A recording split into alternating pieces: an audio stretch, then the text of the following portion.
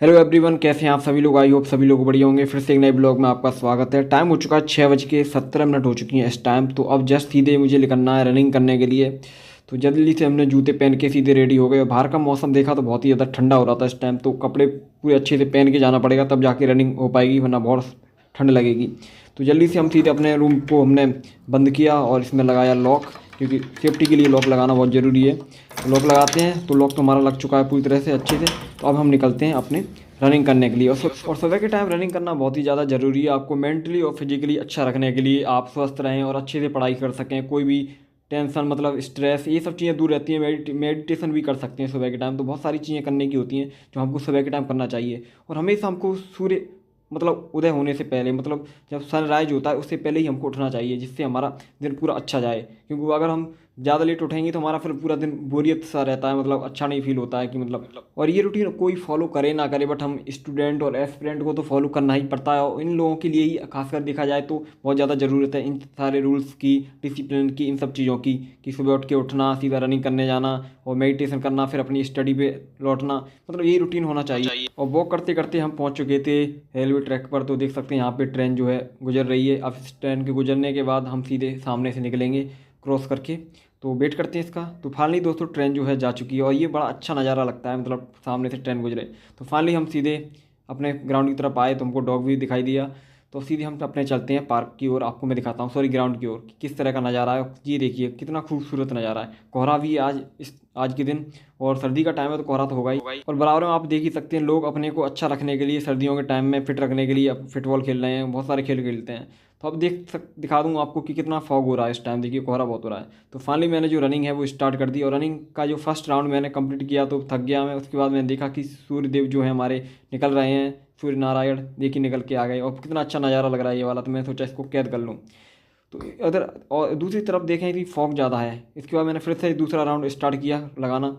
और पूरा round complete करने के बाद मैं जस्ट सीधे अब रूम के लिए निकलने वाला था, तो मैं अपने ग्राउंड से बाहर आ गया। तो रनिंग कंप्लीट करने के बाद जब मैं रूम पे जा रहा था, मुझे लगा कि नाश्ता भी करना है। तो मैंने कुछ नमकीन ले लिया था, जिससे हम कुछ ना कुछ खा पाएँ अपने सुबह के टाइम, जिससे अपना सेशन स्टार्ट कर पाएँ सुबह के टाइम। तो फाइनली हम सीधे अपने जो रूम है वहाँ पर आ गए हैं और सीधे अपने रूम पे पहुँचते हैं और इस नमकीन को जल्दी से खाते हैं, क्योंकि भूख लग रहा है सुबह के टाइम। और रनिंग करने के बाद तो भाई बहुत तेज लगता है भूख। और सुबह के टाइम आप चने भी रख सकते हो, देसी चने या कुछ भी। तो सबसे पहले अपना रूम जो है खोलते हैं, ओपन करते हैं अपना रूम। और ये दोस्तों मैंने पानी गर्म किया था नहाने के लिए, तो अब मेरे को नहाना है। और नहाने के बाद ही अपना नाश्ता जो भी है सब कुछ करेंगे। तो जल्दी से अपने गर्म पानी को ले जाते हैं और ये हमारी टॉवल, इसको ले जाते हैं। अब जल्दी से हम नहा के फ्रेश होते हैं अच्छे से। फ्रेश होने के बाद दोस्तों सीधे मैं आ गया चाय पीने के लिए, क्योंकि भाई गर्मा गर्म चाय पीने का मज़ा ही कुछ और है नहाने के बाद। तो स्पेशली ये नमकीन है जो मैं लेके आया था अभी के टाइम पे, और ये हमारी चाय थोड़ी सी है, बट ये वाला नाश्ता है। तो करते हैं नाश्ता।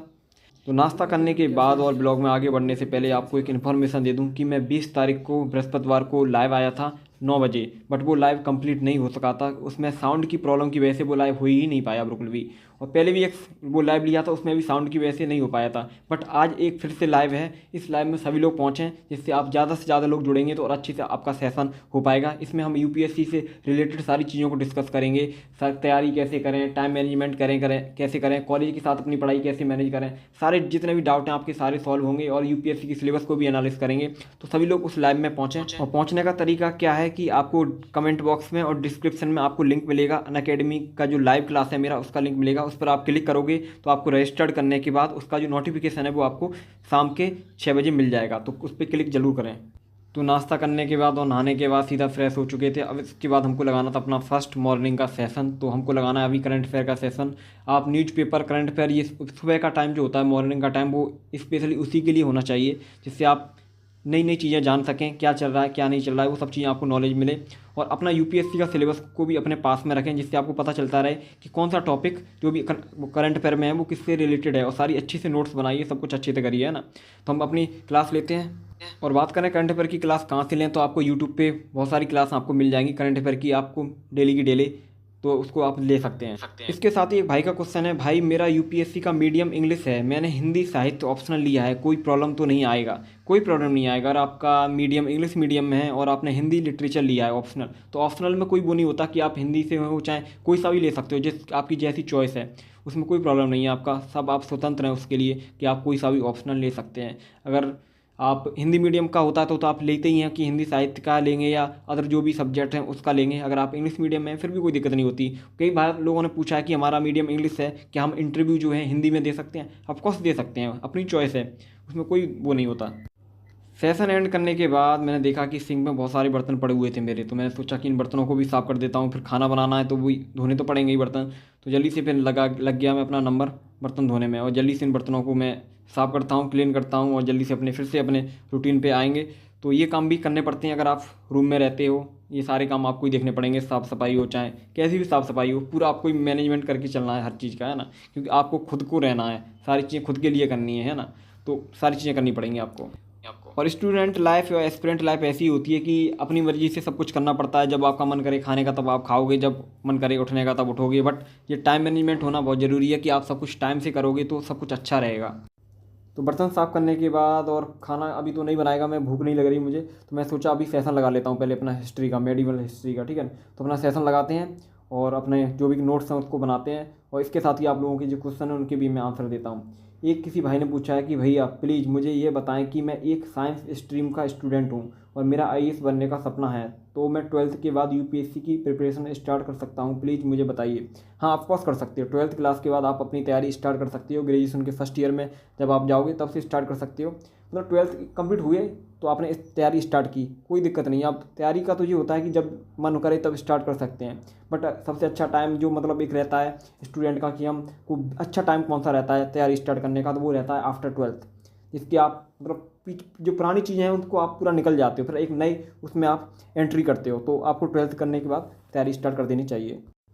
तो अपना सेकंड सेशन एंड करने के बाद मुझे लगी थी बहुत तेज़ भूख, तो फिर मैंने जल्दी से अपना आटा जो है लगाना स्टार्ट कर दिया, और बनाते हैं खाना और गर्मा गर्म रोटी बनाएंगे। और सर्दियों के टाइम में भाई खाना बनाने का मज़ा ही कुछ और है, और अपने हाथों का जो खाना है ना उसमें स्वाद अलग ही मिलता है। चाहे आप कहीं पर भी खा लो, बाहर रह के होटल पे या कहीं पर जो खुद का खाना है ना उसकी बात ही अलग है। मतलब बाहर का नहीं रहता, मतलब खाओगे 4-5 दिन खाओगे अच्छा लगेगा, बट उसके बाद फिर से बोरियत होने लगती है बाहर का खाना, वही सब चीज़ें। तो जो खुद का खाना है ना उससे बेस्ट कुछ भी नहीं है। तो खुद बनाने का ट्राई करें अगर आप अकेले रहते हैं या कुछ भी करते हैं, तो ये सबसे अच्छा रहेगा कि आप खुद से बनाएं खाना, है ना। और ये एक एस्पिरेंट लाइफ, स्टूडेंट लाइफ ऐसी होती है कि आपको सब कुछ सिखा देती है। जो काम आपको नहीं भी आते हैं ना वो भी काम आपको करने पड़ते हैं। तो पूरा ट्रेनिंग हो जाता है आपका, मेंटली फिजिकली हर तरीके से आप पूरे स्ट्रांग हो जाते हैं। तो ये जर्नी बहुत ही अहम होती है, और इस जर्नी में बहुत कुछ सीखने को मिलता है, नई नई चीज़ें पता चलती हैं, लोगों को पहचानने का तरीका दिखता है, समाज को देखने का तरीका दिखता है। सब कुछ आपको अंदर चेंजिंग आती है, आपके अंदर मैच्योरिटी आती है, सब कुछ आपके अंदर डेवलप होती जाती हैं। तो इसके बाद अपना जो खाना है वो हमारा बन के एक तरह से रेडी हो ही गया। तो अब जल्दी से अपना जो लास्ट रोटी है उसको बनाते हैं, और उसको मैं दिखाता भी हूँ आपको कि कैसी बनी है। देखो कितना मस्त रोटी बना है, बट थोड़ा गोल नहीं हो पाया है, कोई ना, बट खाने में तो टेस्टी होगी, मेरे को अच्छा लगता है। तो खाना खाने के बाद और रेस्ट किया हमने बनावट के करी, उसके बीच में हमको अब करना था अपना थर्ड सेशन स्टार्ट करना था। तो अभी मैं अपना ऑप्शनल का जो बुक है निबंध निलय उसको मैं पढ़ रहा हूँ, और इसको पढ़ते हैं। और पढ़ने के साथ ही आप लोगों का एक क्वेश्चन और रहा है कि भाई एक सेशन आपका कितने घंटे में होता है? तो मेरा जो सेशन है वो ज़्यादा 2 आवर्स से ज़्यादा ही रहता है, 2 या 2:30 ऐसी करीब रहता है। अगर लाइव क्लास है, मतलब कोई क्लास चल रहा है, तो वो 3 आवर्स के करीब भी चला जाता है। तो 2 आवर्स से जितनी भी क्लास होती हैं, मतलब जो भी कुछ पढ़ता हूँ, 2 आवर्स से ज़्यादा ही रहता है हमेशा। तो अपना ये वाला सेशन भी एंड करने के बाद अपना मैंने कीबोर्ड जो है चेंज करके आया, और नया कीबोर्ड लेके आया। वो कीबोर्ड में उसमें कुछ जो बटन थे वो मतलब प्रेस नहीं हो रहे थे, मान नहीं रहे थे। फिर मैं सोचा कि कीबोर्ड लेके आऊँ।